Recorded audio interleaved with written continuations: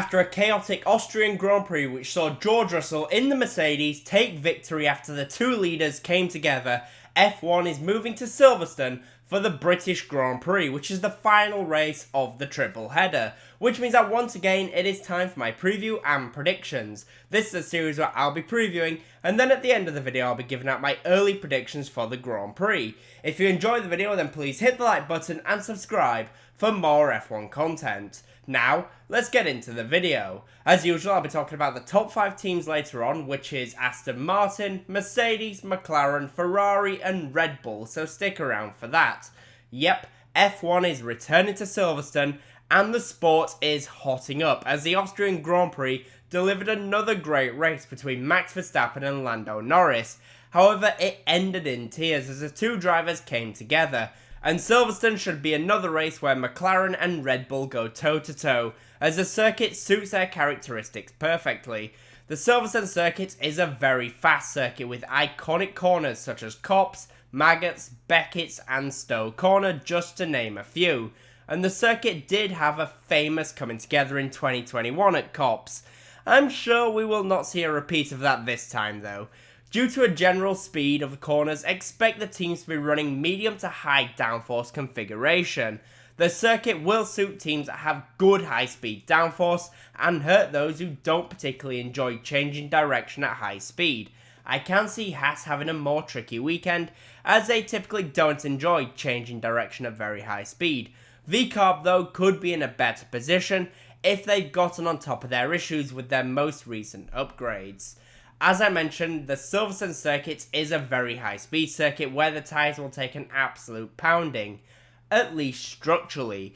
Because of the structure requirements, Pirelli will be bringing the hardest tyres in the range, which is a complete opposite of what we've just seen in Austria, meaning that the C1 will be the hard tyres, the C2 will be the mediums, and the C3 will be the soft compound of tyre.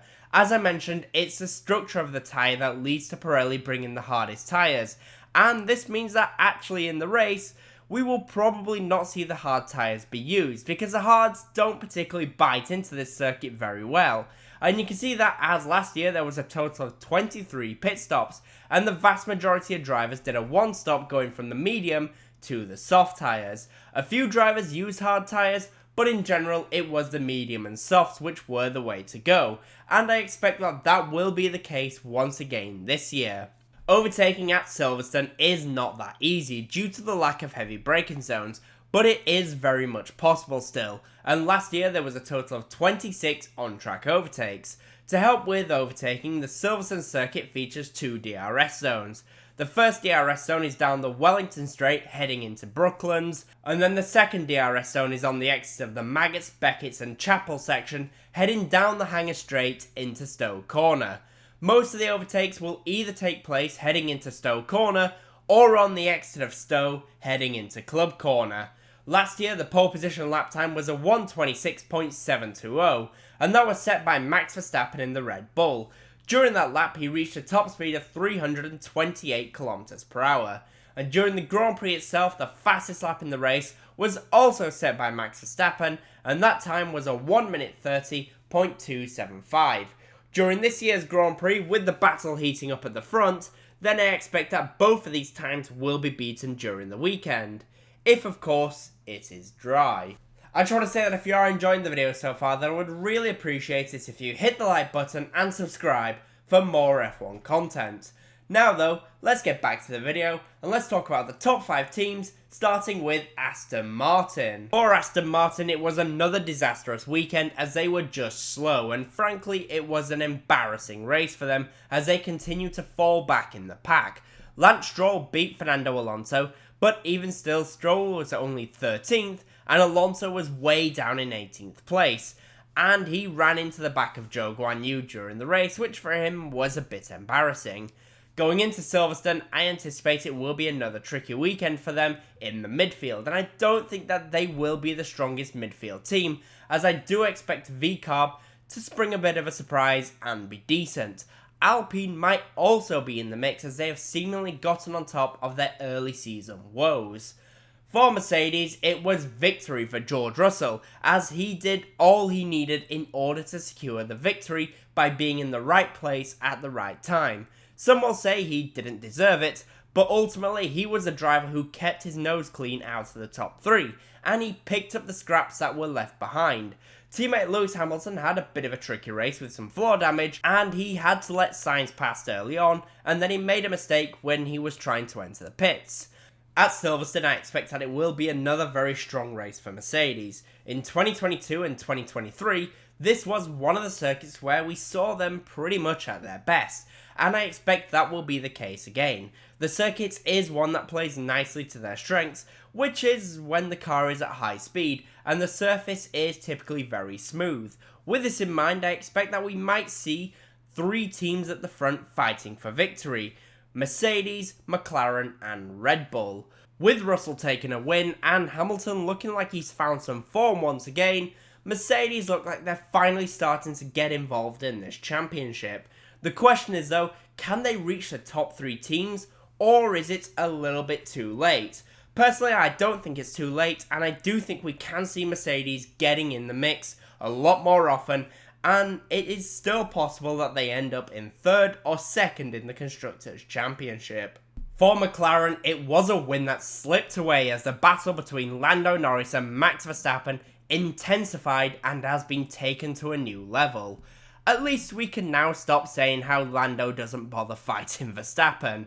It should have been a race win, but instead a collision sent Norris out of the race, and Verstappen had to make a late race pit stop. Teammate Oscar Piastri helped Russell with picking up the crumbs though, as he finished in 2nd place, and McLaren are heading to a circuit which should be very, very strong for them. They love the high-speed downforce, and Silverstone is all about that with fast-flowing corners.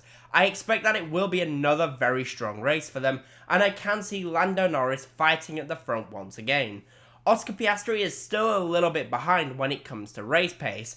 However, with tyre wear not being as much of a factor at Silverstone, then I expect that we will see some good things from him at the front, and we can see both McLarens fighting with Verstappen and the Mercedes.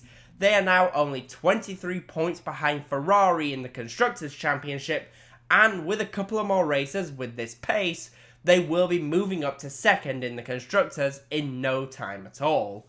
For Ferrari, it was a disaster as Charles Leclerc at the beginning of the race was sandwiched by Sergio Perez and Oscar Piastri, which essentially ended his race. With the lack of any safety car in the race and how close F1 is now, being forced to do an early stop pretty much means that he was out of the running.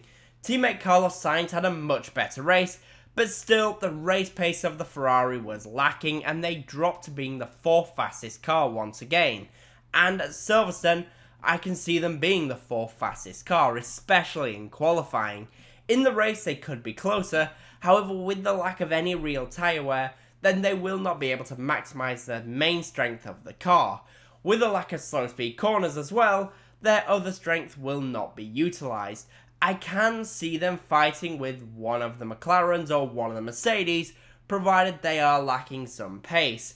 However, in general, I can't see them being any better than 5th place in the Grand Prix with either driver. Finally, for Red Bull, it was a great race turned terrible for Max Verstappen as he didn't have the pace of Lando Norris in the final stint, and we saw from there Verstappen start to make a few errors, which then led to Norris getting onto the back of Verstappen, and we saw some very aggressive racing from the pair of them, which culminated in contact. But even with this, Verstappen still finished ahead of teammate Sergio Perez, who had a very difficult race and weekend. Going into Silverstone, I expect that Red Bull are going to be very strong. In Austria, Verstappen was incredible at the high speed, and Silverstone being full of high speed corners, then I wouldn't be surprised if he wins quite easily. However, with the race pace of McLaren getting closer and closer, then I am excited to see what happens once again between Verstappen and Norris. So, with that in mind then, what are my early predictions for the British Grand Prix? Well, I think the top midfield team and midfield driver will be Yuki Tsunoda in the V-Carb. But what about pole position? Well, for pole position, I'm going to take a bit of a risk, and I'm going to go for Lando Norris in the McLaren to take pole position. But what about the top 5 in the Grand Prix? Well, for P5, I'm going to go for Oscar Piastri. P4 will be George Russell. P3 will be Lewis Hamilton. P2 will be Lando Norris. And I think Max Verstappen will win the British Grand Prix. But that is what I think. The question is, what do you guys think? In the comment section down below, please do let me know. And as always, comment, leave a like, and subscribe for more F1 content. Thank you all so much for watching, and thank you with putting up with my somewhat ill voice. Hopefully I feel a little bit better when it comes to practice and qualifying data analysis. As always though, thank you all so much for watching.